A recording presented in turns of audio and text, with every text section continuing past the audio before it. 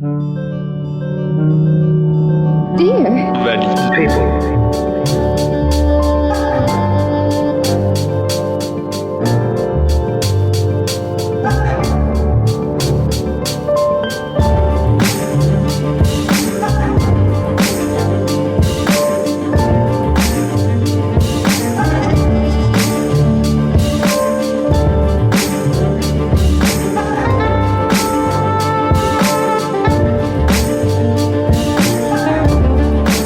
Dear.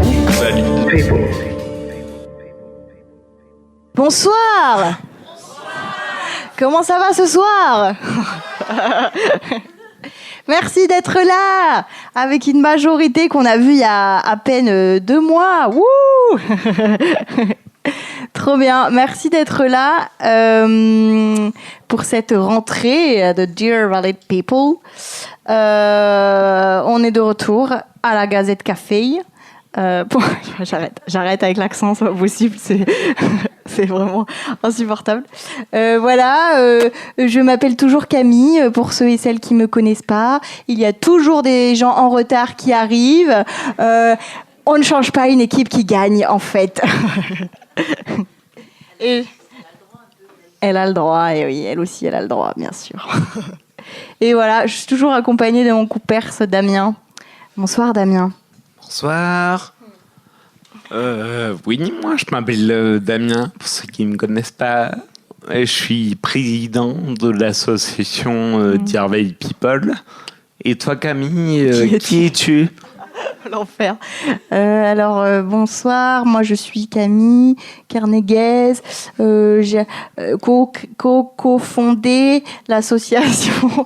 Ah oh là, je suis désolée, je suis pas du tout sérieuse, je suis fatiguée. Tu es stressée? Non, plus pas Qu'est-ce tant, qui se mais passe?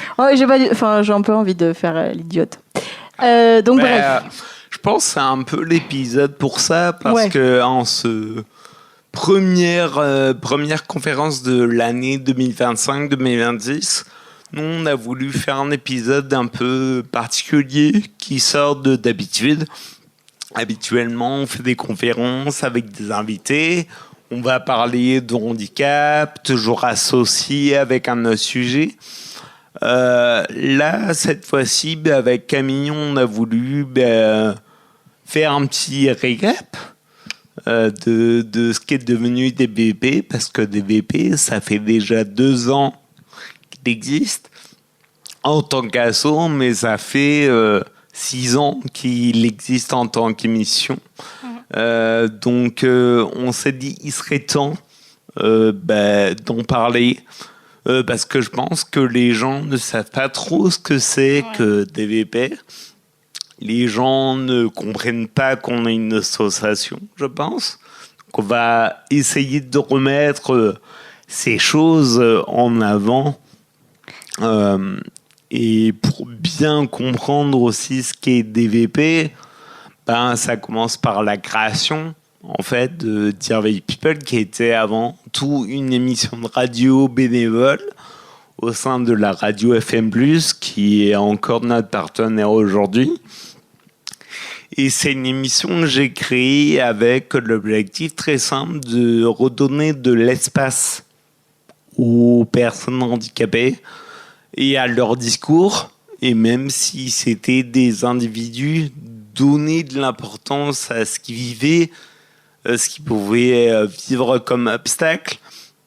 Et pour ça, ça a été une émission hebdomadaire de 30 minutes pendant 2 ans. Et bon, moi, au bout de 2 ans, je commençais à fatiguer un petit peu. Et est arrivé mon sauveur. Oh, wow. Quelle pression.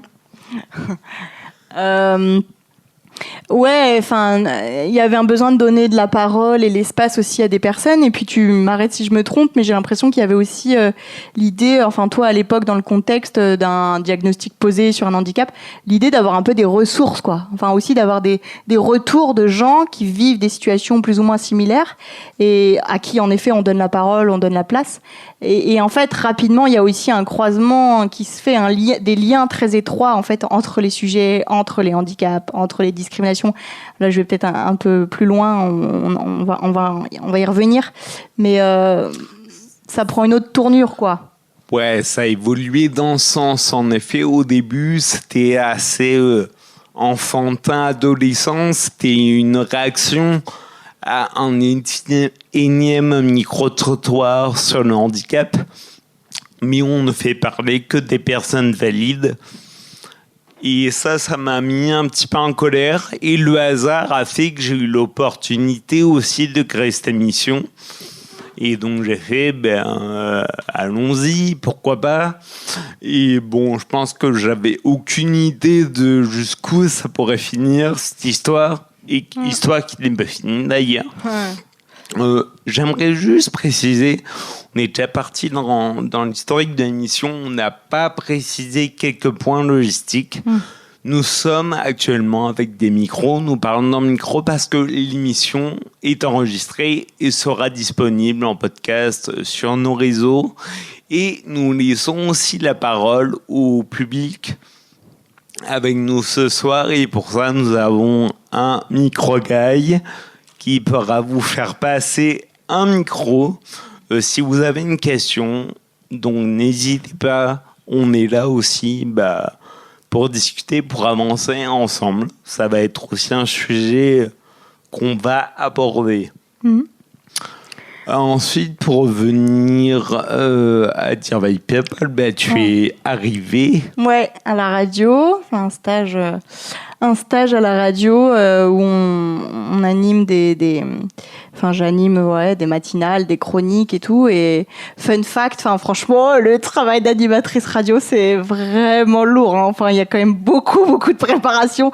Le temps d'antenne et William, je te regarde, mais waouh, parce que, vraiment, c'était assez intense. Ça m'a énormément plu, mais c'était juste, c'est très intense en termes d'énergie, en termes de préparation. Le temps en direct est finalement minime par rapport à tout le temps de préparation en amont.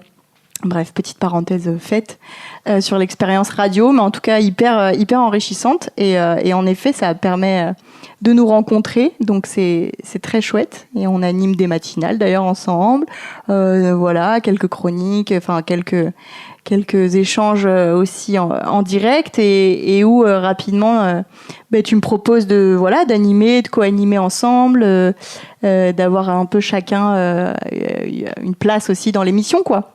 Donc après l'émission elle prend une autre tournure, une autre forme, une autre fréquence, une autre régularité. Et puis rapidement il y a aussi des duos d'invités et où là on ouvre un peu sur des sujets un peu avec des grandes thématiques, quoi, l'humour et le handicap, la famille et le handicap. On n'est plus spécifiquement sur des handicaps ou des trucs un peu naïfs comme tu le disais au début, naïfs en tout cas d'une première approche. Et puis en fait de fil en aiguille on a un peu envie de sortir des studios, quoi. On se dit et si on allait parler avec des gens.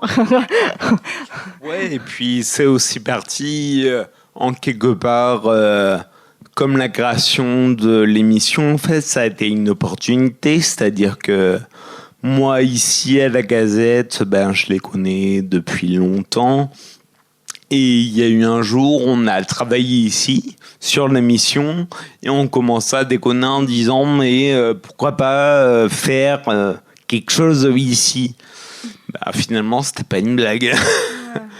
On a discuté avec la programmatrice culturelle de l'époque et on a fait un premier essai et on s'est rendu compte que c'était ça, ce qu'on voulait, que c'était beaucoup mieux que d'être dans le studio de la radio et discuter, même s'il y avait quelque chose de très intéressant de l'ordre de l'intime, où là, on a voulu aussi reprendre cette fameuse phrase qu'on entend souvent dans le milieu militant, c'est que l'intime est politique, et qu'on ne voulait plus le garder cloîtré dans les studios d'une radio, mais envoyer la parole dans un lieu public comme ici à la Gazette Café, et après il y en a eu d'autres. Ouais, il y en a eu d'autres et d'autres qui ont des engagements, une étiquette militante plus avancée peut-être, on va dire, que la Gazette. et où du coup c'est intéressant parce que les interactions sont pas du tout les mêmes et en fait les niveaux de compréhension et de connaissance du handicap sont pas les mêmes non plus. Et puis en fait dans tout public il y a des gens des fois qui sortent un peu voilà de nulle part, qui sont venus parce qu'ils ont vu la lumière, enfin je caricature mais c'est des fois un peu ça, et où du coup là il y a d'un coup un truc qui se passe quoi, on sème un peu des graines. Et c'est ça que je trouve intéressant quand on fait des conférences et quand on va dans des lieux différents. C'est celui-ci. Enfin, j'aime bien l'idée de qu'on sème des graines, quoi. Oui, tout à fait. Que dans 5-10 ans, on pourra dire que c'était grâce à nous que ça a commencé, quoi. Waouh. J'allais pas aller jusque-là, mais ok. C'est pas uniquement une question de me flatter de l'ego, tu vois, c'est aussi une question de... je pense que c'est la création de Dear Valley People, ça a été aussi ça qui m'a poussé à le faire, et c'est aussi ça qu'on est là, qui nous a poussé aujourd'hui à tous être là, c'est que ça devient une nécessité de parler de handicap, de pouvoir s'ouvrir au sujet, parce que nous, on l'a fait au sein de la radio, mais là, en fait, de montrer aussi qu'on peut s'ouvrir au sujet du handicap dans des lieux publics. Je trouve que ça a une incidence autre, et dans chaque personne qui vient dans le public, de dire ah oui, en fait, on peut en parler, c'est plus un gros mot, c'est éveiller des consciences, et c'est aussi ça qui fait chaud au cœur, où il y a des gens qui... viennent d'une génération au-dessus de la nôtre qui n'ont pas eu cette possibilité-là pendant 40, 50, 60 ans. Et là, ils arrivent maintenant, ça y est, enfin, on peut faire ce coming out, j'ai envie de dire, où on peut enfin parler de qui on est vraiment. Ouais, c'est très juste. Et puis du coup c'est dans cette logique aussi un peu d'émancipation que arrive l'envie de créer une asso, en tout cas de créer quelque chose avec un statut réel, avec une existence quoi propre. Et du coup, il y a aussi l'envie d'avoir un bureau, en tout cas, on va dire les créateurs, co-créateurs RUIS de ce truc-là qui allait naître, qui est une association. C'était de pouvoir avoir aussi des gens qui sont concernés et impliqués par la question du handicap, et du coup qui sont eux et elles-mêmes en situation de handicap. Et donc c'est le cas avec le bureau et avec les membres du bureau. Et où d'ailleurs on a fait une super émission où on est tous intervenus pour parler de ça et tout. Du coup, je vous invite. On l'a fait à la fin de la saison, pas dernière, mais celle d'avant. Ouais, c'est aussi voilà. Et donc ça, il y a ça, et évidemment il y a aussi tout l'autour avec tous les adhérents, les membres, avec des adhérents actifs ou quoi, qui eux sont handi, pas handi, peu importe, qui sont concernés aussi par la question et la thématique. Et où, voilà, sans eux et elles, on s'en est bien rendu compte à l'événement qu'on a organisé, dont on va parler, que c'était hyper important de les avoir, quoi. #teasing. Et avant d'aller plus loin dans l'association, moi j'ai envie de revenir aussi sur le pourquoi on a créé une asso. C'est qu'en fait, on était donc une émission de bénévoles, on avait de la liberté, on a pu venir ici, mais on se sentait un peu coincé. Être uniquement une émission bénévole, problématique aussi d'identité, comme tu as pu le dire, on voulait devenir indépendant, et aussi d'avoir... fait des émissions ici à la Case Café, ça a pu attirer d'autres gens, et notamment notre trésorière actuelle, qui a été en fait avant une invitée de l'émission, et que c'était à ce moment-là où on commençait à se dire mais comment on peut faire plus, comment on peut réussir à percer ce plafond de verre qu'on avait, et on s'est dit créer une asso. Il y avait l'hésitation de créer une entreprise, mais finalement on s'est dit asso c'est bien parce qu'on n'a pas l'obligation de la rentabilité. On peut être rentable sur d'autres prismes, sur des prismes qu'on décide. entre nous dans le bureau. Et justement, ça vient aussi d'un choix politique pour nous, c'est qu'on a fait un bureau en non-mixité choisie, c'est-à-dire uniquement avec des personnes en situation de handicap, tout type de handicap confondu. Parce que là, il y avait aussi cette question. On parle d'un handicap, on parle de tous les types de handicap. On fait quoi? Parce qu'aujourd'hui, c'est un sujet de quel type de handicap on parle. Et c'est rigolo, mais moi, quand je parle de l'asso aussi, il y a toujours un peu des gens qui vont supposer, qui me posent la question, et tu parles de handicap moteur ou de tous les... Comment...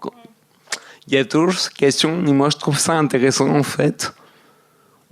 Déjà, je trouve que c'est une démarche qui est en décalage avec ce qui se fait actuellement. C'est qu'actuellement, les assos sur le handicap, c'est toujours sur un handicap défini. Et nous, on n'a pas fait ce choix-là. Ouais, c'est hyper sectorisé, ça met dans une case et puis ça fige les choses énormément, quoi. Ça veut dire que du coup, l'accessibilité défendue pour une partie de la population avec un certain type de handicap, ça pourrait pas entrer en adéquation avec les autres qui défendent d'autres choses. Enfin, ça a pas trop de sens, quoi, de vraiment sectoriser comme ça. Même si, bien sûr, dans les faits très réels et concrets, l'accessibilité des uns n'est peut-être pas forcément l'accessibilité des autres. Bon, voilà, on est partisan. Enfin, en tout cas, moi, je suis vraiment partisane de quelque chose où il y a en forme d'équilibre, quoi, qui se joue et de concession, de rapport à la nuance et à l'équilibre, en tout cas d'un point de vue sur l'accessibilité, quoi. Je me suis perdue, je sais pas pourquoi j'ai dit ça, mais et c'est aussi oh yeah, notre trésorière veut dire quelques mots. Bonsoir. On m'entend ? Bonsoir. Ouais, j'avais une petite réflexion, rebondir par rapport à ça. J'ai quand même un peu la sensation que pendant très longtemps, des associations se sont constituées comme ça autour de handicaps particuliers. Il y avait l'association des personnes aveugles, l'association des personnes avec telle maladie rare, etc. Parce qu'on était vraiment sur une approche médicale, c'est-à-dire regrouper les gens qui ont la même pathologie pour avoir vraiment des discussions médicales autour de la pathologie, de comment on s'en sort, de quels sont les traitements, je ne sais pas, voir l'évolution, lever des fonds pour la recherche pour tel sujet. Et là maintenant, finalement, j'ai l'impression que les assos très très récentes qui se créent, elles sont justement comme ça, entre guillemets, de regrouper très largement tout le handicap pour voir en fait qu'est-ce qui regroupe les gens qui sont handicapés d'une manière générale, parce que qu'on soit malentendant, qu'on soit aveugle, qu'on soit plein de handicaps différents, ce qui nous relie finalement, c'est l'expérience d'être une personne handicapée dans la société et de vivre en tant que personne handicapée, quel que soit effectivement le handicap, la maladie. Et j'ai quand même la sensation qu'il y a un petit peu moins de personnes avec des handicaps invisibles ou avec des maladies chroniques qui militent comme ça activement, peut-être parce qu'elles se sentent moins légitimes justement dans ces assauts-là, alors qu'elles devraient, parce qu'on a vraiment beaucoup de points communs et de raisons de militer ensemble. Et donc voilà, c'était pour dire qu'en tout cas pour moi aussi c'est une évolution dans le militantisme aussi, d'être passé comme ça de ces assauts sur des handicaps particuliers à des assos qui militent comme ça contre le validisme, pour déconstruire les préjugés autour du handicap. Voilà. Merci. Et en effet, je rejoins ce que tu dis, que ce qui nous relie tous, c'est en effet notre expérience de personnes handicapées, mais aussi ça va être le validisme, justement. On subit tous du validisme, même s'il va s'exprimer autrement en fonction du handicap. La résultante va être la même. On est discriminé, on est mis de côté.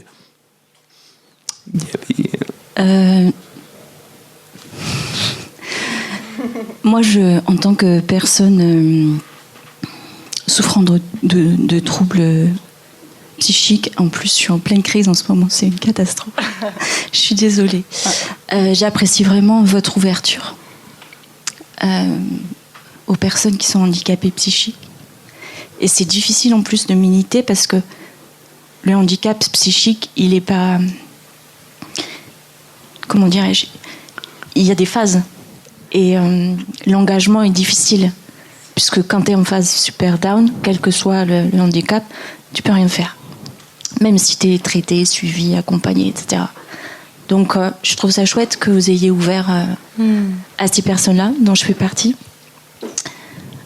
Et puis dans le boulot, en plus, ça reste hyper tabou, le handicap psychique. Je pense, mais peut-être à tort, plus que le handicap moteur. Et donc il y a du boulot pour tout le monde. Ouais. Peut-être qu'il y a du boulot. Clairement, il y a du boulot, et il y a du boulot même, je dirais, dans les deux camps, parce que en fait, même si le handicap moteur, c'est le handicap qui est mis en avant tout le temps quand on parle de handicap, sauf que ça a créé un problème aussi, c'est l'impression de savoir. Mais en croyant savoir, on fait des bêtises. C'est pour ça qu'encore aujourd'hui, la question de handicap, on a avancé, mais pas aussi vite que si on écoutait les personnes concernées. En fait, je pense que le savoir du handicap moteur, il a été construit principalement par des personnes valides et pas en écoutant des personnes concernées. Donc, moi, je dirais que le problème, il est différent, et au final, on a encore plus ou moins au même niveau. Moi, comme je dis toujours, entre le handicap visible et invisible, le handicap visible, on va présumer de tes incapacités, parce que t'es en fauteuil roulant, tu peux rien faire, voilà. Et handicap invisible, on va présumer de tes capacités. Tu vas bien, tu peux tout faire, pourquoi Mais alors, cette question justement de pourquoi, mais en fait, arrêtez, il n'y a pas, ça va. Pourquoi? C'est juste écoutez-nous, acceptez qu'on travaille main dans la main, quoi.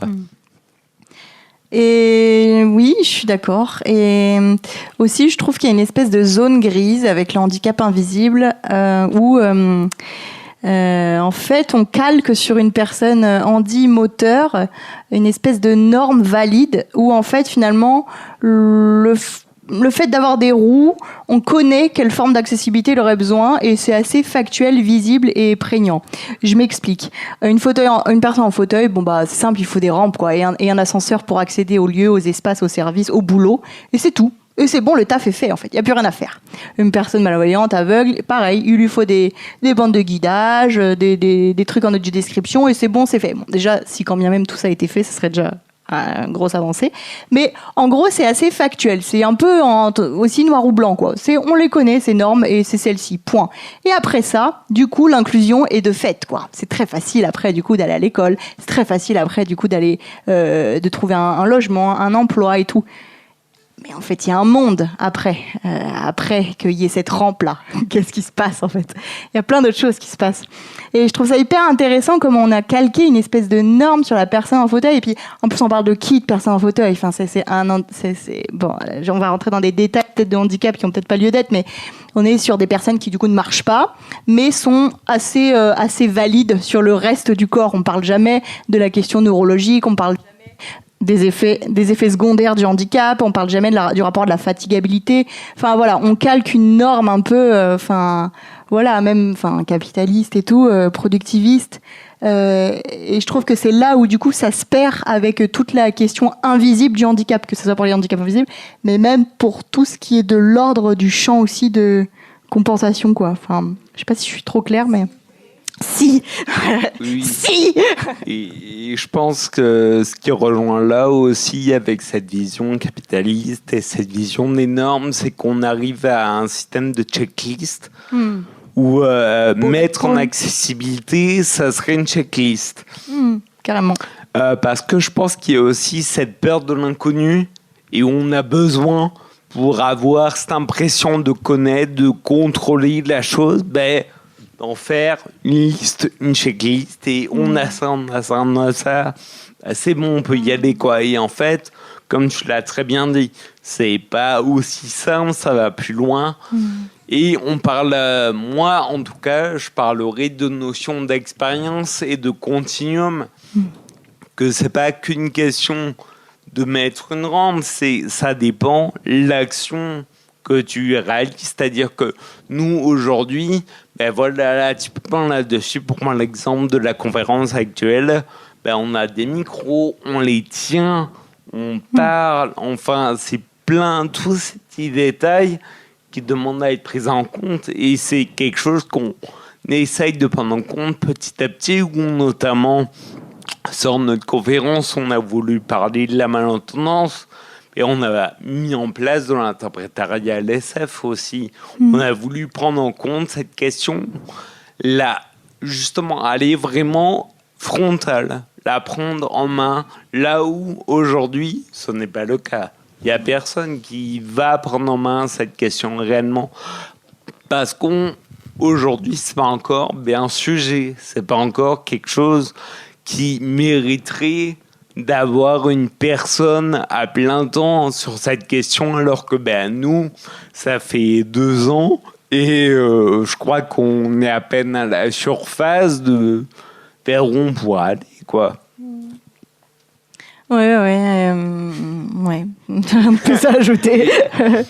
C'est aussi pour ça qu'on a créé une association. Ouais, c'est voilà. parce qu'on s'est rendu compte, ça ne concerne pas Camille et moi. Ça ne concerne pas uniquement les personnes concernées qui viennent dans le studio. Ça concerne tout le monde. Parce qu'en fait, des personnes handicapées, on en côtoie tous à un moment donné de manière plus ou moins longue. Ça peut être une personne qu'on croise dans la rue, mais ça peut être une personne qu'on sert dans un commerce et où ça demande.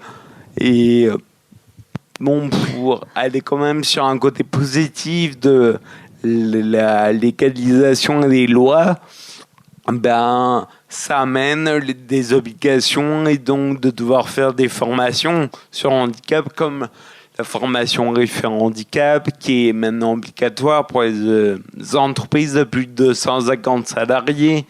Ça va être la fameuse obligation des 6%, qui a aussi ce revers de la médaille négatif, on ne va pas se le cacher. Mais voilà, on avance petit à petit. Et nous, justement, avec l'association, on est aussi en décalage sur le côté. On peut avancer entre personnes concernées, comme j'ai pu dire, entre nous et pour nous. Parce que c'est aussi ça qu'on veut, c'est offrir une safe place pour pouvoir parler de ces sujets. Et le climax de la safe place, insupportable, mon Dieu, le point culminant de cet espace sécurisant. Oh là là, c'est horrible. Espace sécurisant. C'est un sécure, cet espace sécure. Ouais, c'est un peu un anglicisme aussi. Bon, bref, vous avez compris, mais voilà, dans l'idée. C'est quand même un peu le Handifest. On peut aller là-dessus ou non? Et t'as d'autres trucs à dire avant? Non, on peut aller là-dessus. J'ai envie qu'on balance les vidéos. J'ai envie qu'on ait peut-être aussi un retour d'expérience. Mais donc, quels ont le Handifest? Pourquoi le Handifest? Qu'est-ce qu'on voulait faire avec ça, Camille? Ouais, alors, en fait aussi, donc petit à petit on chemine, voilà, on fait une asso, on rencontre des nouvelles personnes, on crée une dynamique aussi de coordination, de travail collectif et tout, qui est pas simple toujours, pas fluide, qui se met en route au fur et à mesure, où on définit un peu vers quoi on va, et puis en parallèle il y a des gens qui viennent, qui nous saisissent des interventions, qui nous demandent des interventions, ou qui nous demandent d'animer des ateliers et tout, d'où le statut asso qui prend aussi tout son sens. Donc en fait voilà, ça pop un peu de droite et de gauche. Et ce qu'il faut dire quand même, c'est que toi, en parallèle, Damien, tu t'es lancé dans le stand-up, et où ça occupe quand même beaucoup de place et d'importance pour toi. Et en fait, dans ce truc-là aussi, tu rencontres plein de monde, plein de personnes, et tu fais des liens, et tu parles de la question du handicap et de l'inclusion. Et il y a un ralliement aussi avec les questions queer, les questions LGBT qui prennent de plus en plus de place. Et en fait, c'est un peu dans cet élan-là qu'on s'est dit, mais et si on mettait aussi en place un moment, un espace de fête, quoi, un espace où à la fois on fédère, à la fois où tout ce petit monde qui vient et qui se sent bien et qui est dans une safe place, peut se retrouver, et sur ce temps qui est aussi un temps de la fête, quoi. C'était aussi de dire, en fait, on a le droit aussi d'avoir une forme de fierté dans le rapport au handicap. C'est un peu le point culminant de ce que c'est d'être militant et d'être handi, c'est d'avoir la question de la fierté, quoi. Et en fait, je trouve, enfin voilà, ce festival, je l'ai un peu moi vécu comme ça, c'est d'être dans un rapport où on fédère, où on fait du lien, où on est solidaire, à la fois où il y a une accessibilité, en tout cas qui se veut être maximale, des accessibilités au pluriel qui se veut être au max, où bien sûr tout n'est pas toujours parfait, mais où voilà, c'était un peu le projet aussi, enfin final, le projet du début, hein, mais un projet où on se dit on pose quelque chose, quoi. Il y a un truc aussi où on pose quelque chose. C'est une nouvelle étape, ça, clairement. Il y a un avant, il y a un après Handifest. Pour les gens qui l'ont vécu, il y en a quelques-uns dans la salle ce soir, donc n'hésitez pas à dire vos ressentis, à en parler, ça nous fera plaisir et on écoutera avec attention. Et je pense que c'est aussi, comme tu dis, la finalité de personnes avec les rencontres, mais ça nous motive toujours, tout le temps, et de vouloir aller plus loin, de vouloir être plus ambitieux. Et à côté de ça, les personnes qu'on rencontre font des choses, et ils nous en parlent, et ça... Dans notre tête, il se passe des choses. Pourquoi pas faire un projet donc de festival handi, où on imagine une programmation, on imagine plein de choses, des choses qu'on ne sait pas faire de base. C'est aussi la beauté, je pense, de la vie associative, c'est qu'on peut essayer. Ouais. On a le droit à l'erreur. Et pour le coup, on a essayé. Et qu'est-ce qu'on a bien fait? Même si tu te dis on a le droit à l'erreur, mais même si à l'instant T, on prévoyait pas trop l'erreur. Hein. Il était un peu hors de question. Enfin, c'est comme dans tout, en fait. On a un instant T, on est dans le moment, donc on est là, on fait des trucs. Et après, avec le recul, on fait « Ah ouais, c'est vrai qu'on a fait ça quand même. » Et ça, c'est comme chaque fois qu'on essaye de nouvelles choses... La première fois, on a donné une conférence ici. Quand on s'est lancé dans l'idée de créer une association, je n'ai jamais créé d'association. Et toi, Camille? Non, je n'ai jamais créé d'association. Voilà, donc on teste des choses et on se rend compte qu'en fait, on a l'occasion de faire des choses et on veut le montrer aussi. Si nous, on peut créer des choses... On veut le montrer aussi au monde, de part aussi. C'est pour ça qu'on a créé cet asso, c'est de dire, venez avec nous, créer des choses avec nous.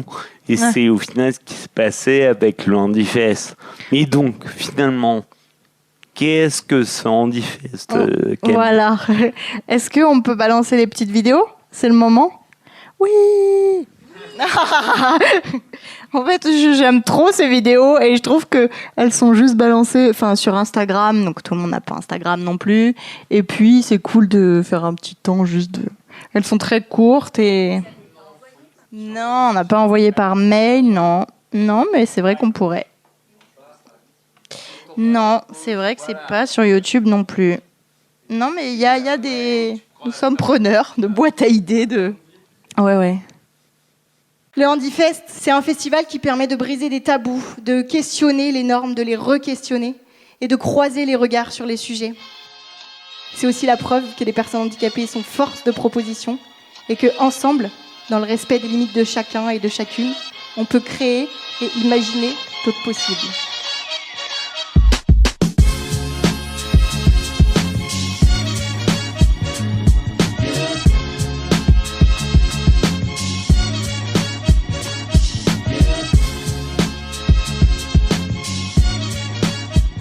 Le Handifest, c'est une invitation à être fier de qui nous sommes.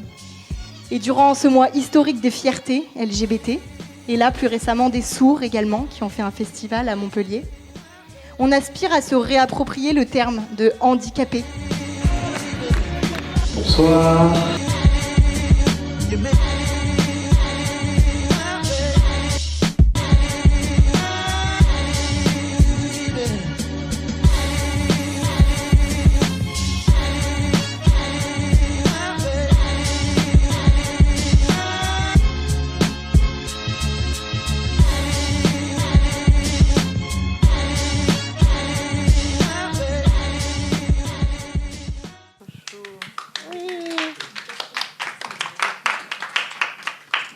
En fait, c'est vraiment chouette parce que on sortait du cadre en fait. Enfin, il y avait quelque chose de très hybride, quoi. Et puis en fait, là, il y a eu plein d'artistes, les tatoueuses, les artistes, les comédiens, les humoristes ou quoi, qui avaient pas qui sont pas handicapés, quoi, au sens où on l'entend, avec une étiquette de handicap, et qui étaient tellement des alliés, quoi, enfin, qui vraiment prenaient à bras le corps ce sujet et de se dire, mais en fait, si, enfin, nous aussi, on en est, quoi, on en fait partie et ouais, on soutient et ouais, on est présent.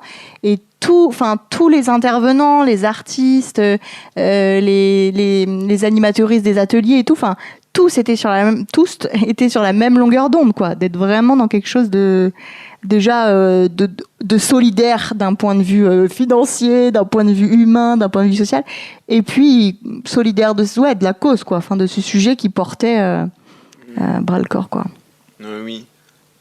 Cet événement du Handifest, donc on a fait le 7 juin 2025, le tropisme à Montpellier. On a voulu que ça soit un moment aussi hybride dans le sens à la fois sérieux, entre guillemets, avec ces moments d'atelier, de table ronde, où on questionne des sujets, le handicap, mais aussi un moment de fête, donc avec le stand-up, avec un concert, et où on s'est mis le challenge aussi d'être le plus inclusif possible dans la programmation, dans les sujets à entamer. Aussi la question du handicap psy et du handicap mental qui était importante pour nous. Il y avait la question d'interpréter en LSF pour pouvoir accueillir des personnes sourdes et malentendantes. Il y avait le challenge aussi de créer une zone calme pour pouvoir accueillir des personnes neuroatypiques. Et quelque chose qu'on n'aurait jamais pu prévoir aussi, c'est pouvoir discuter avec des personnes neuroatypiques et de voir les problématiques qui ont pu s'engager, même si nous, on a eu la chance, elles ont été relativement minimes, mais on a commencé à pointer du doigt ce que ça pouvait être aussi de relationner avec ces personnes. Et ça, c'est quelque chose qu'on est obligé de vivre. On ne peut pas l'anticiper, je pense. Oui, carrément. Et quand tu cites l'interprétariat en langue des signes, c'était très intéressant parce que dans le cadre de ce festival, je trouvais qu'il n'y avait plus de rapport de verticalité en fait entre les intervenants et les coordinateurs, entre on va dire les prestataires entre guillemets ou partenaires disons, et nous quoi. C'est pas on vous offre un service et on va vous aider parce que vous avez besoin. Enfin, vous voyez, il y a un truc un peu qui entre toujours en compte quand on crée un projet, quand on organise un événement. Il y a toujours un peu un truc descendant ou vertical, quoi. Et là, pour prendre l'exemple de ces interprètes langue des signes, eux, ils étaient saisis, quoi, de ce projet de pouvoir interpréter. Alors, les conférences, bon, ça, la conférence, ils savent faire, les ateliers, etc. Mais d'interpréter des humoristes, quoi. Des humoristes qui ont des blagues, des expressions faciales, toute une mécanique de la gestuelle du corps où il y a Maëlys Arabi, la chorégraphe, qui a animé un atelier de danse inclusive le matin, qui a dit comment elle a ressorti, j'ai essayé de pas la... Elle disait, on était un peu dans le métaverse, quoi, de la blague. Genre, il y avait une blague dans la blague avec les interprètes. Ça donnait tellement un niveau de lecture de la blague. Il y avait la blague, il y avait l'humoriste, son univers, etc. Et il y avait l'interprète, quoi. Et t'es là et tu tournais des deux côtés. Et voilà. C'était vraiment saisissant, quoi. ce truc d'avoir cette accessibilité-là avec ces interprètes, ça a donné une autre envergure aussi. Mais pour le coup, même pour nous, si je peux te donner un petit regard de l'intérieur, où j'ai joué au Handifest, évidemment, on va pas s'en priver de jouer à son propre événement. C'était quelque chose de dire nos blagues au micro, mais en ayant la conscience qu'il y a quelqu'un à côté de nous en train de gesticuler, de traduire nos blagues en direct. Ça offre quelque chose de assez particulier, où on sent que nos blagues n'ont plus la même dimension. Elles touchent d'autres dimensions, finalement. Juste pour vous donner un autre aperçu d'une vidéo qui... Désolé pour les gens qui nous écoutent, on mettra les vidéos, vous pouvez les retrouver sur notre Instagram. Donc n'hésitez pas à aller les chercher en même temps. Mais ça pourrait être intéressant de réfléchir à les poster sur ou YouTube ou sur d'autres plateformes éventuelles. Oui, ça aussi, c'est possible. Tout à fait, Camille Carnegie. Ça vient pas de moi l'idée, j'avoue. Le cerveau de l'opération, non, ce n'est pas moi. On m'a soufflé. Pour moi, la danse inclusive, c'est pas un style de danse. C'est une méthode. Oh, it's true. It's true. It's true. It's true. On a fait ce qu'on appelle de la danse contemporaine. It's true. Donc j'essaye de faire un cours qui est un peu plus ouvert à tout le monde, tu vois. Comme ça, n'importe qui, même ceux qui ne savent pas bien compter, même ceux qui n'ont pas envie de faire 1, 2, 3, 4, 5, 6, 7, 8, ben, ils peuvent venir. Et en fait, la danse inclusive, c'est essayer d'offrir des possibilités et de dire tu as le droit d'être comme t'es.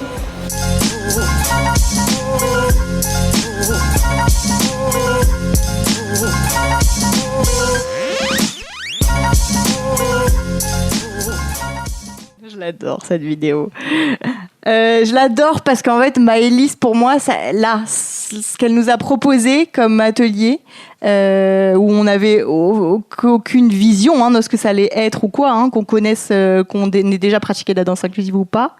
En fait, il y a une totale confiance en elle, ça c'est une chose. Mais surtout, elle a amené quelque chose de tellement léger et détendu, tant d'un point de vue logistique, matériel, financier, de voici mes besoins, voici ce que moi je peux mettre en place avec telle et telle condition et tel besoin. Ok, c'est calé, fixé. Et à la fois, non mais moi j'ouvre à tous les publics, quoi. Ah ouais, mais donc ce truc de binarité au début dont on parlait, on fige, on met des handicapés dans une certaine asso, on parle d'un handicap dans un certain milieu, etc.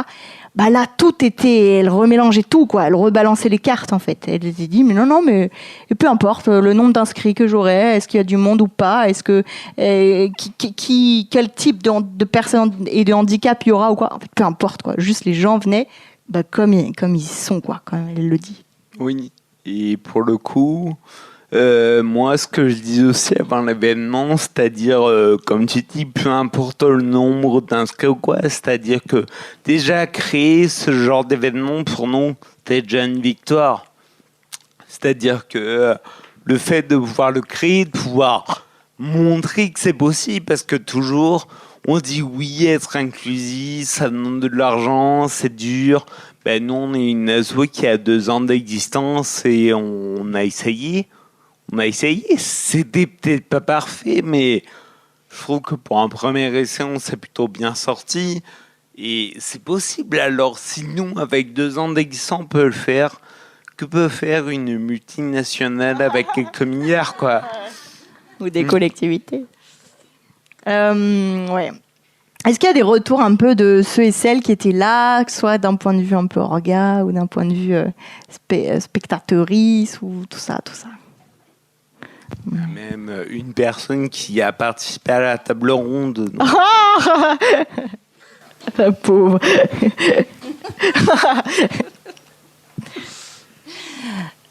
C'était un moment magique.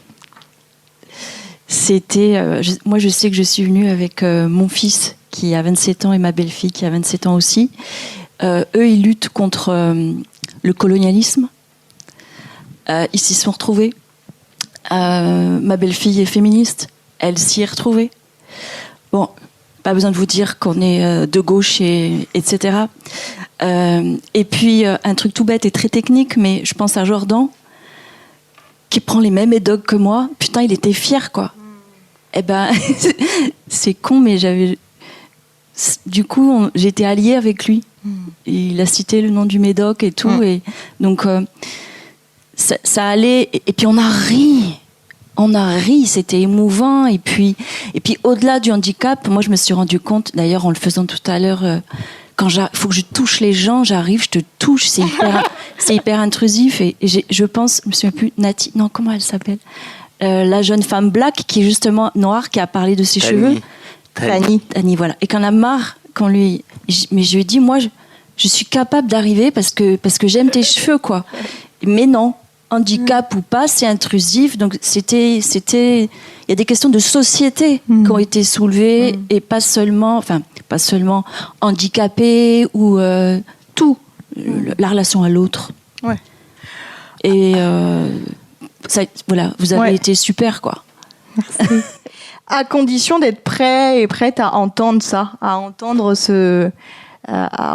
et à se remettre en question, quoi, tu vois, de pas le prendre là sur cet exemple très concret des cheveux, de pas se sentir agressé, de non mais moi je suis pas comme ça, je fais pas ça, alors qu'en fait on le fait, et d'être au clair avec le fait de dire ah ouais, j'avoue peut-être c'est problématique ce que je fais et c'est ok, quoi. Oui. Moi, ce que j'ai énormément aimé pendant le Handifest, c'est qu'en fait, moi qui suis valide, là j'ai fait communauté avec tout le monde, avec tout type de handicap, toute différence, j'ai fait communauté avec tout. Et ça, c'était formidable. Merci encore.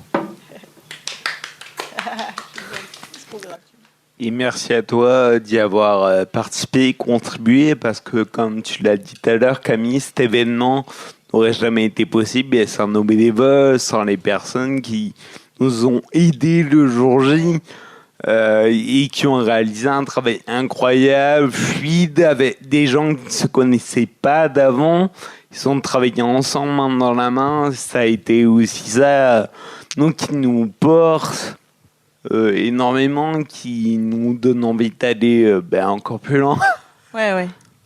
Ouais, carrément. Je vous remercie vraiment collectivement et sincèrement. Et il y a une grande partie qui est là aussi ce soir.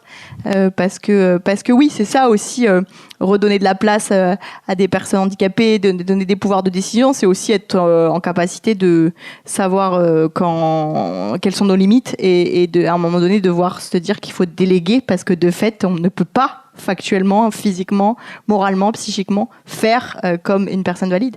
Donc de fait, bien sûr qu'on fait équipe et on fait société avec tout ce petit monde autour qui peuvent aider, quoi, et qui sont présentes. Donc merci infiniment à vous.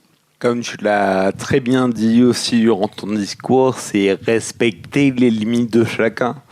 Valide ou non, on a chacun nos limites. Qui demandent à être respectés. C'était un endroit aussi où on pouvait les dire, on pouvait les énoncer. C'est non, ça je peux pas le faire, ça oui je peux le faire. Et c'est comme ça qu'on souhaite travailler, qu'on a envie de travailler. Alors je vais donner un petit aperçu de l'intérieur côté organisation. Parce que moi ça m'a fait beaucoup rire, parce qu'on s'est lancé, c'était quoi, à l'automne à peu près dans l'organisation, et à la base ça partait quand même relativement petit. L'idée c'était de faire inviter quelques copains du stand-up, mettre un peu de musique, hop, on fait une conférence table ronde, puisque de toute façon c'est l'objet de l'asso. On fait une conférence l'après-midi, du stand-up, on récolte quelques fonds, tout ça c'est sympa.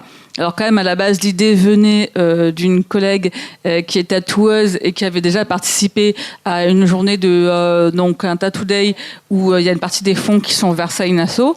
Elle a dit pourquoi ne pas faire ça pour dire Valid People. Et donc l'idée c'était monter autour de ça, de rajouter un peu d'animation. Et au départ, moi, j'étais en mode, ouais, super et tout, génial, c'est totalement notre portée. Et en fait, au fur et à mesure que le projet avançait, on nous sortait des trucs absolument incroyables, des têtes d'affiches quand même assez connues, et puis on rajoute 50 activités, etc.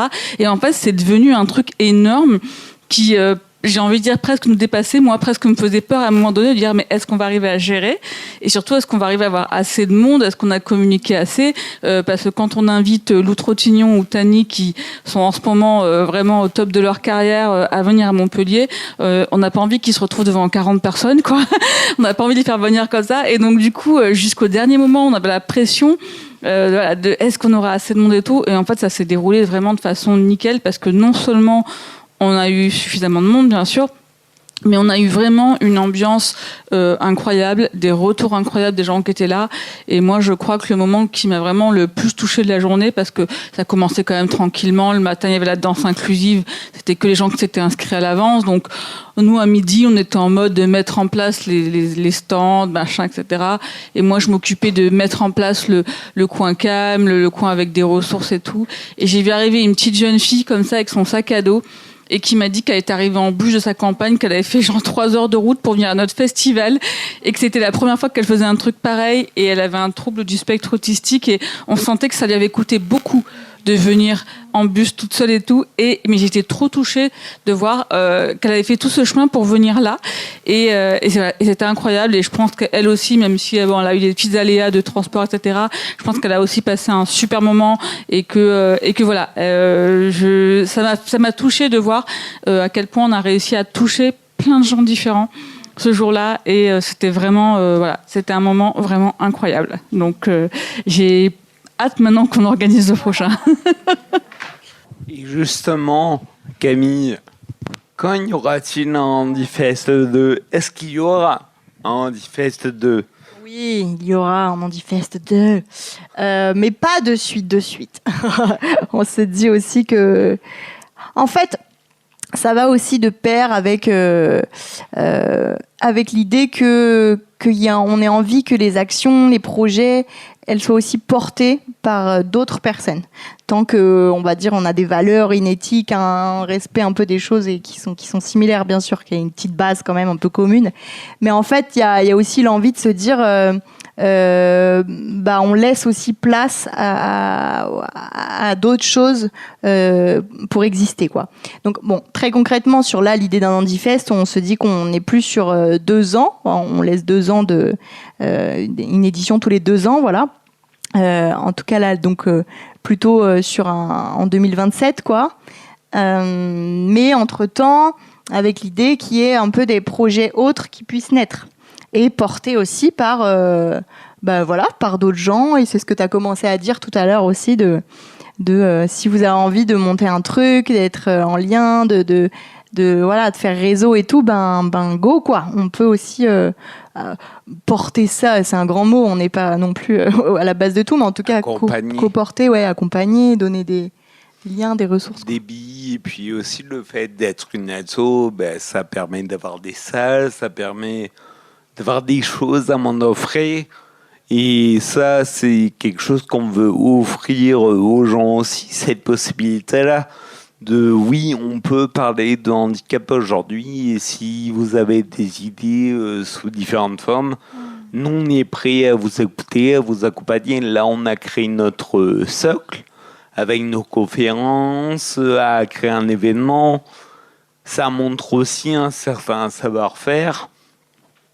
Mais on s'est rendu compte aussi qu'en fait, oui, nous on peut faire des choses, mais que vous aussi, que tous ensemble, on peut aller encore plus loin que ce qu'on a pu faire jusqu'à maintenant. C'est monté crescendo petit à petit. D'abord les émissions, maintenant les conférences ici, puis le Handifest qui a été une apothéose, entre guillemets, je dirais. Et que maintenant, il faut trouver un rythme, un après-Handifest. Camille, je voulais dire quelque chose. Je voulais dire une petite connerie. C'est juste de dire, et puis là, en fait, les retours et tout qui congratulent de ouf. Attendez, là, il y a trop de pression pour l'édition 2. Il faut qu'on se creuse un peu les ménages de qui on invitera, de comment on fera, parce que purée, là, c'était quand même cool, quoi. Donc, il y a un petit level déjà. Niveau. Oui, après, justement, l'objectif, c'est aussi peut-être de ne pas refaire les erreurs de celui-là, parce que oui, on a eu des erreurs. Si on décide de repousser à 2 ans la prochaine édition, c'est pour une bonne raison, c'est que organiser le Handifest, mais de continuer à faire les conférences ici, plus respecter nos engagements sur d'autres activités, comme du suivi d'étudiants, que ça soit moins en accessibilité de jeux vidéo, ou là, en lien avec le master NPI à Paul Valéry, d'autres interventions où on nous demande, parce que mine de rien, on commence à avoir une petite notoriété, où on commence à venir nous voir pour parler de handicap. C'est quand même vrai. Ça, je donne l'impression comme ça peut-être de me flatter l'ego, mais c'est aussi vrai. Je pense que ce décalage qu'on essaie d'offrir, il attire, il donne envie. Ouais, c'est ça, c'est chouette parce que c'est des interventions qui sont dans des milieux extérieurs à ce qu'on aurait pu imaginer. Enfin, là, je pense notamment à l'intervention avec Octopus pour parler de la question de l'accessibilité, de l'accueil sur des musiques, sur les festivals de musique artistique, quoi. Enfin, sur tout événement artistique. Je me tourne vers Béatrice, qu'on co-porte là. Et en fait, c'est chouette d'arriver aussi avec un ensemble d'acteurs et tout de professionnels qui sont dans leur cadre, dans leur truc, et où en fait, on va parler. Enfin, en langage commun, en tout cas, on va encore une fois réfléchir ensemble, quoi, collectivement. Et nous, avec notre prisme et notre expérience et tout, quoi. Donc, c'est chouette, ça. Et on est écouté. C'est bête à dire, mais on est écouté. Ouais. Et ça fait du bien. Et on est écouté par des entreprises qui seraient plus sérieuses que les assos. Et en fait, là, on est aussi au même niveau, finalement. Et ces activités-là qui sont facturées parce qu'on est dans un monde capitaliste et aujourd'hui, si on veut dire qu'on a de la valeur, il faut de la moula. Voilà. On les récupère comme ça pour les réinjecter dans notre projet comme le Handifest. Et moi, c'est quelque chose dont je suis fier aussi. On va pas se le cacher. Ouais. Carrément. Donc peut-être pour parler aussi un petit peu de la suite, donc on a commencé un petit peu à le dire avec le Handifest, de se dire aussi que les conférences, c'est pareil, c'est des temps de préparation. Enfin, pour vous donner des éléments un peu concrets, tout à l'heure je vous ai dit en fait préparer une émission de radio ça me prend du temps et de l'énergie, mais en fait c'est ça. Enfin, une conférence on n'imagine pas, mais tous les mois il y en avait une, mais en fait t'as à peine fini celle d'avant que t'es déjà en préparation de celle d'après. Et dans un contexte où nous travaillons, où nous avons aussi un temps, un rapport au temps, à l'énergie différente. Comme tu le disais tout à l'heure aussi, par rapport au handicap aussi psy, et des cycles, des vagues et tout. En fait, c'est ça aussi. Enfin, nous, dans une autre mesure, peut-être, mais on le vit aussi comme tel. Donc, en fait, t'as 4 semaines, mais t'as pas 4 semaines. En fait, t'as 2 jours, puis 2 jours après, en fait, faut déjà que tu renvoies la com pour la suite. Puis en fait, faut déjà que tu aies eu tes invités. Et vu que nous, à chaque fois, on voit des invités de ouf, en mode mais c'est bon, on l'a fait venir de Belgique, il y a pas de problème. C'est d'ailleurs quelque chose qui a été permis aussi grâce à l'assaut de pouvoir défrayer, de pouvoir aller chercher des gens qui viennent de loin, de pas avoir peur en fait d'aller les chercher, même s'ils sont à Pétaouchnok. C'est ça. En Belgique. C'est ça, de leur les défrayer, d'avoir un système d'hébergement, du soir aussi où ils n'avaient pas à payer quoi que ce soit. Donc voilà, si vous vous demandez où vont vos adhésions et vos dons, là-dedans, à faire venir des gens de Belgique. J'adore citer cet exemple parce que je trouve que c'est trop bien qu'elle est venue de Belgique, elle avait fait 10 heures de trajet, tu sais, parce qu'elle est écolo, donc elle est venue en train. On comprend, mais bref, c'était drôle, quoi. Ah ouais, yes. Bon, là, je peux m'y prendre 1 an à l'avance pour qu'elle mette du temps à venir. Non, mais voilà. Donc voilà. Donc dans cette idée-là, dans cette mouvance-là, on se dit que pareil, passer à un rythme aussi de 2 mois les conférences. Parce que dans tout ça, en fait, dans tout ce que tu as expliqué, Camille, c'est qu'on ne prend pas en compte aussi notre propre Crip Time. Quelque chose dont on a eu conscience aussi avec le Handifest. Dans la programmation, c'était quelque chose à prendre en compte. Qu'on ne prenait pas en compte avant, peut-être, c'est aussi ça que ça nous a appris le Handifest. Donc pour ceux qui comprennent pas trop le terme de crêpe time, et notamment pour nos auditories, ça va être de respecter, comme on disait tout à l'heure, les limites de chacun et le temps. Le rapport au temps est différent pour chacun. Il y a des choses qui prennent plus de temps que d'autres. Et là, pour le coup, sur nous-mêmes, au sein du UCA, on n'a pas pu le faire parce qu'on s'était engagé tous les mois. Maintenant, on ralentit parce que on se prend aussi en compte là-dedans maintenant. Cela étant dit, il y a d'autres choses qui commencent aussi à naître à côté. L'idée de pouvoir aussi faire du lien avec les différents quartiers de Montpellier. Parce que en fait, c'est intéressant aussi de. Je regarde l'heure, ça tourne vite quand même. Mais c'est intéressant de se dire. Donc là, on a la Gazette Café. Ok, on va au QG, un lieu assez militant, engagé et tout. Ok, on va dans d'autres lieux, machin. Mais voilà, on reste en centre-ville de Montpellier ou quoi. Et dès qu'on commence à faire des interventions un peu ailleurs. Exemple en campagne ou exemple dans d'autres départements, d'autres régions et tout. Dans l'Aude. Genre dans l'Aude. En fait, il y a plein d'autres problématiques et de sujets où en fait on n'aborde pas les choses de la même manière, avec le même ton, avec la même sûreté, sécurité et tout. Et en fait, on se dit aussi que c'est intéressant d'avoir un discours hyper large et pluriel, ou en tout cas qui peut être individualisé, localisé, sectorisé. Mais du coup, c'est aussi l'idée de pouvoir s'ouvrir aux différents quartiers. Et Montpellier, il y a une pluralité aussi un peu à ce niveau-là. Donc un peu de pouvoir intégrer les maisons pour tous. Donc d'avoir un peu un système aussi de permanence ou de présence.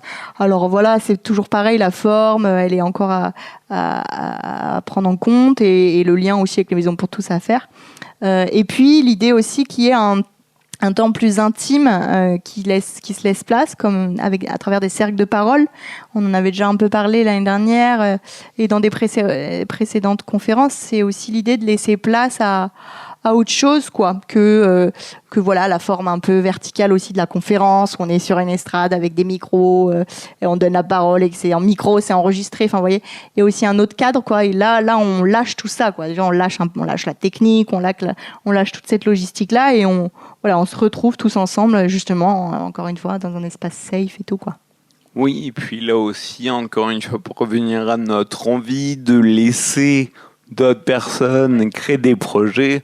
Là, en l'occurrence, ce projet de salle de parole est porté par une autre personne qui n'est pas dans le bureau, on va dire un membre actif.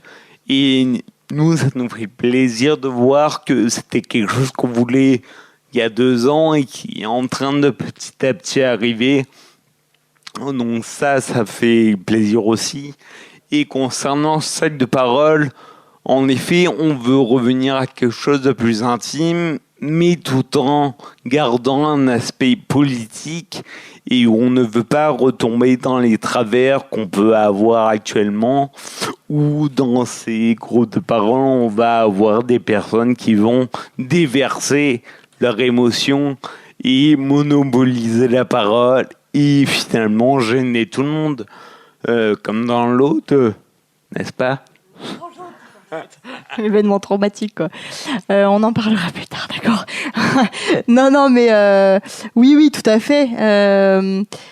C'est toujours un peu délicat, hein, le trouver le juste milieu aussi, surtout dans une question d'espace de parole ou quoi. C'est pas une séance psy non plus. C'est pas, enfin, voilà. Il n'y a pas de visée thérapeutique, tout à fait, mais là, la personne qui est en charge de ça est très, très au clair, a déjà pas mal d'expérience aussi de gestion et d'animation de ces cercles de parole, donc je lui fais entièrement confiance sur comment elle arrivera à mener et à cadrer aussi. Et ça, pour le coup, c'est plus cette personne-là qui sera aux commandes, entre guillemets. Et oui, enfin, le handicap, ça aussi, c'est quelque chose, tabou, caché. Donc forcément, il y a des personnes qui ont besoin de prendre la parole là-dessus et qui, en effet, la monopolisent et c'est entendable aussi, hein. Et surtout dans ces quartiers qui ne seront pas toujours mis en avant. Ah ouais. ces milieux comme dans l'Aude, de certains quartiers de Montpellier qui sont défavorisés, finalement, de manière plus large. Mais ils sont aussi défavorisés sur la question de handicap, forcément. Et donc là, de venir dans leur quartier, c'est aussi leur offrir une perche, j'espère. En tout cas, aussi dans cette continuité d'avoir des projets portés par des membres actifs, il y a aussi une idée de projection qui est en train de se monter pour la journée du 3 décembre.